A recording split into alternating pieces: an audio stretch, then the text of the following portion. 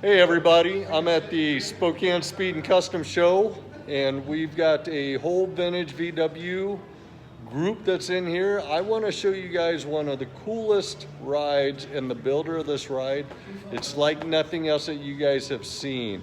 And he's going to explain what he's done to the bus, and we'll give you a little tour of it. All right, this is Jerry Kranzler. He's the creator and builder of this ride. Jerry, tell us everything about it, and let's go through the bus. Everything?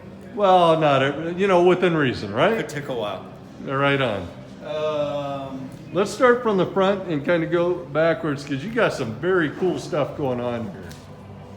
Well, I finally just got it painted, or I painted it. I did everything on this bus, by the way. Added the Fotina, I guess they call it. Okay. So from the front back, I changed the bumpers up a little bit. I cut the bumpers in half and I V'd them in a little bit. I added the 1950 Ford overriders to match the dash. The dash is also a 1950 Ford dash, but narrowed 12 inches, and then the ends extended a couple inches. I put the bus vents in it. Let's take a look at that. And that's a 54 dash, you said? 1954 dash. Okay. Suicided the doors, put the mirrors on the doors because they wouldn't clear the doors when they're opening because they're suicide. Sure. Put double bear claw latches so it shuts nice. Put the handles in the front because I've gone through the whole shaving your door handles thing, and it sometimes doesn't work every time. So this time I turned the handles backwards and got some bug doors and put the little the little finger dish off of a bug. Very cool. Very cool. All of the pop outs I made pop out from the bottom because they come out from the sides. Okay, so that's something unique. You did safari windows on the side doors versus opening front to back. Very cool. Changed the motor a little bit. This doesn't look like your typical air-cooled engine here. No. What you got going on here? So this is a Nissan Z22 out of a 1982 Datsun truck, which also the whole front clip suspension is out of that truck. I used everything that's factory. I changed the arms a little bit, but narrowed it 3 inches. So that way I'm on the ground and I can turn lock to lock all the way to where I don't have to worry about dragging the fenders with anything. I didn't want to worry about turning and then ripping the fenders apart or the tires apart. So I raised the wheel wells, made wheel wells. Those are tubs I made. I think they're 6.5 inches taller than stock or something. Yeah, and you got an angle at it, which is quite cool. You were explaining that to me. Yeah, I wanted it at an angle, that way I didn't have to mess with the doors, and it just looks less like everybody else's, I guess. Okay. And I guess the way I was thinking about it is when you're turning the tire, you don't need the space around the top of the tire. You just need the space in front of the tire and in back of the tire, so it works with the angle. Perfect. I got rid of the hinges in the front because, when you're doing suicide and you're getting rid of the hinges. So I thought it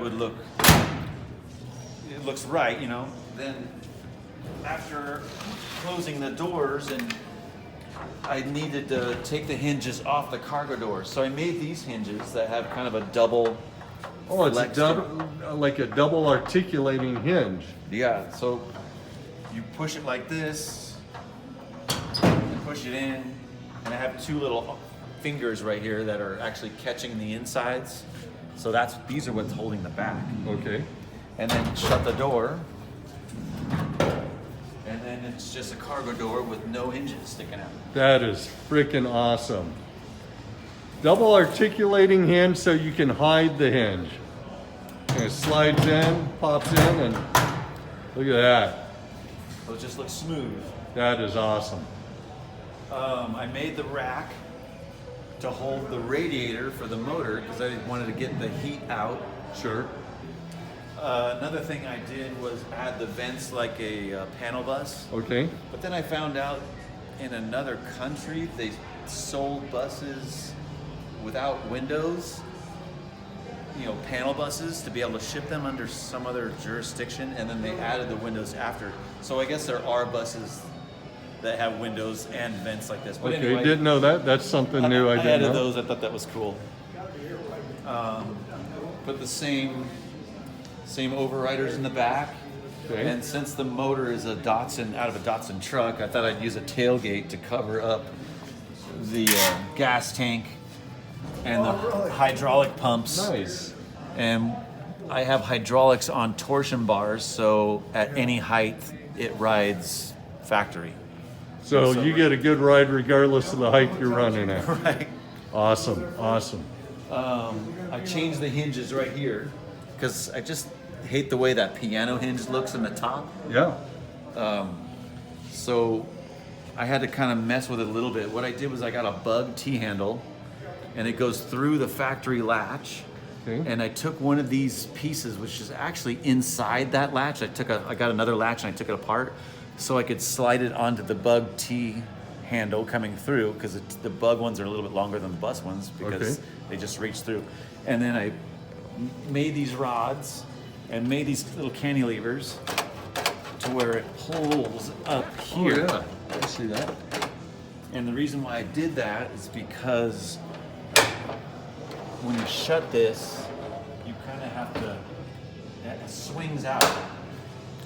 So I had to have something locking the top, because in order to get this to pass the rain gutter, Oh, I see. I see. I Yeah. had to get it to flip out like that. And then it comes up. Man, the creativity that you've done on this, Jerry, is amazing. Let's look at the front, because the other thing I noticed was the well, what else do you got going on back here? Is that pretty much it? One more thing is I put the latch, the key, I forgot the name of Church it. key. The church key at the top, because there's no way to Sure. swing open the hinges from the bottom because it's so low and the bumpers are raised. The mounts for the bumpers actually go through the body because there's no room to go underneath it, of course. Let me get the church key. And I can show you the inside. So just that, and I pulled the little wire off for the license plate light, Sure. and then just lift it off. Very nice.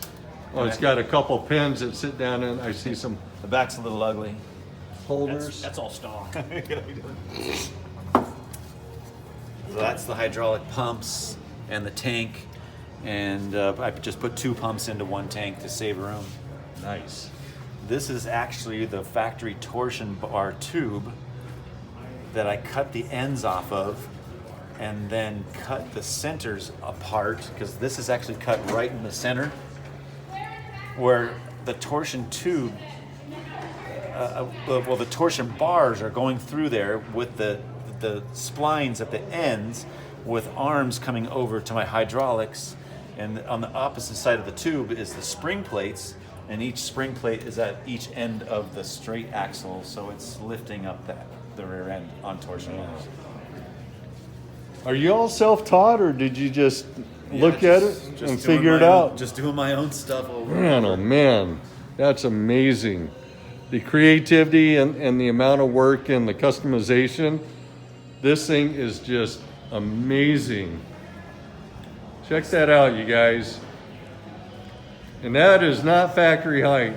You won't even get a beer can underneath this thing. You might crush one. Yeah. Have you tried that trick yet? Tried that yet. The other thing they did in the front is he pointed the nose. He was telling me that that's in between, what'd you say, a barn door and It's a... got a half barn door and half normal roof, so mine was all rusted pretty bad across the front, so I thought I might as well change it up and make it custom. Let's check out, But, what's it? but a normal person, I don't think they would even know that that is not Sure, right. sure. But us VW guys certainly would catch it. They would, they'd see it. What about the steering? And I think you got some customization in there and your gauges. So, Show us what you got going on there. So what I did with the floor I wanted the floor removable because all my pedals, I had only, I have the ground, and then I didn't want to raise the floor. I wanted this to be factory height. Sure. So I had to make cantilever arms for the clutch. What it's doing is pushing down, it's pushing a rod, it's turning a cantilever, which is pushing another rod, which is pushing the slave cylinder for the clutch. Holy crap. And the same for the brake, but the brake I had to do 2 cantilever arms. It's coming back with an arm, it's going to a cantilever here, and it's going across here to another cantilever where the arm is low for this rod, but the second rod is up. So what it is there's a tube about 3.5 inches tall, Okay. with an arm moving at the top, because the master and the brake booster are under the seat way up in here, Gotcha. because there's no room for the Sure. I didn't want to drag everything. And then I put all the gauges in the floor because I didn't want to mess up the dash. That's very cool. And the steering, this is actually, I didn't want this. It may sound bad to some bus people, but I didn't want the bus steering like this. Sure. I wanted the bus, like a regular car like this.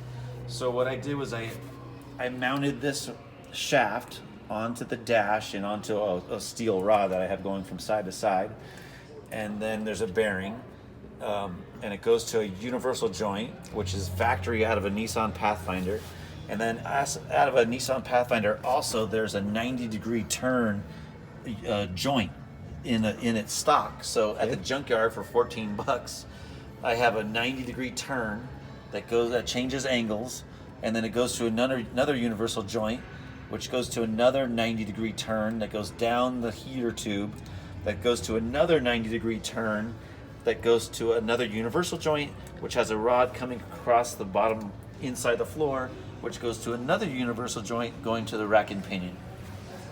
I gotta tell you, I could never even imagine putting something like that together. And all that stuff is under the floor, crisscrossing this way and this way. I think maybe tomorrow I should bring a screwdriver in for the show and undo the floor so people can check it out. Right on. And in addition to your pop outs, you made some frames. You took some frames apart and made some, I would assume, to keep the heat and the sound down, right? Yeah, and then just cool factor, I think. Oh, it's amazingly cool. So this is the original rear hatch that was on it when I got it. It was the bigger window. Oh, gotcha. But the smaller door. But I just liked the small window, so I got another hatch for the back.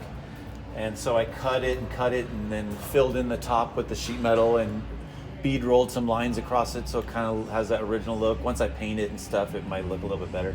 And then I got a cargo door and I cut it in half, and I used this half of the cargo door there and the other side of the cargo door there.